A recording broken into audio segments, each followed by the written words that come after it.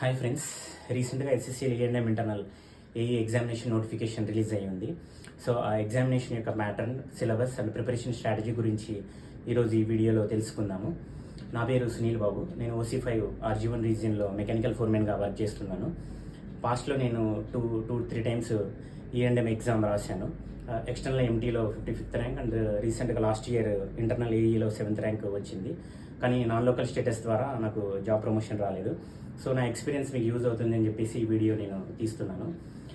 Exam గురించి వచ్చేసి exam అనేది 3 సెక్షన్స్ ఉంటుంది. ఒకటి mechanical, electrical and general studies. And paper వచ్చేసి 200 క్వశ్చన్స్ ఉంటాయి, 200 మార్క్స్. అండ్ నెగిటివ్ మార్క్స్ ఏమి ఉండదు. And mechanical section, electrical and GS section 3 sections ఉంటాయి. మెకానికల్ వచ్చేసి 80 మార్క్స్ అండ్ ఎలక్ట్రికల్ వచ్చేసి 80 మార్క్స్ అండ్ GS వచ్చేసి రిమైనింగ్ 40 మార్క్స్. సో మెకానికల్ సెక్షన్లో past 3 years నుంచి ఏ క్వశ్చన్స్ అడిగారు.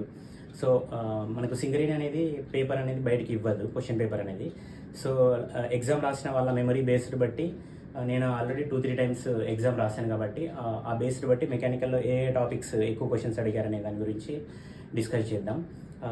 ఎక్కువ శాతం వచ్చేసి మెటీరియల్ సైన్స్ మెకానికల్లో, and next thermodynamics and production engineering. ఈ 3 సబ్జెక్ట్స్ నుంచి ఎక్కువ క్వశ్చన్స్ అడిగారనమాట.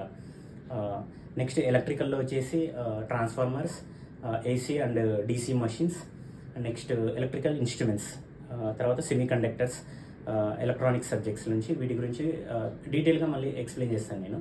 అండ్ నెక్స్ట్ GSలో వచ్చేసి current affairs, recent current affairs, last 6 months current affairs ఎక్కువ క్వశ్చన్స్ అడిగారు. And basic English, sentence formation like that చిన్న క్వశ్చన్స్ అడిగారు. తర్వాత క్వాంటిటేటివ్ యాప్టిట్యూడ్ అండ్ రీజనింగ్, అవి తెలిసినవి అందరికీ. సో ఈ 3 టాపిక్స్ అనేది వెరీ ఇంపార్టెంట్. ఎగ్జామ్ ఎలా ప్రిపేర్ అవ్వాలి అనే దాని గురించి ఫర్దర్గా నెక్స్ట్ వీడియోలో తెలుసుకుందాం.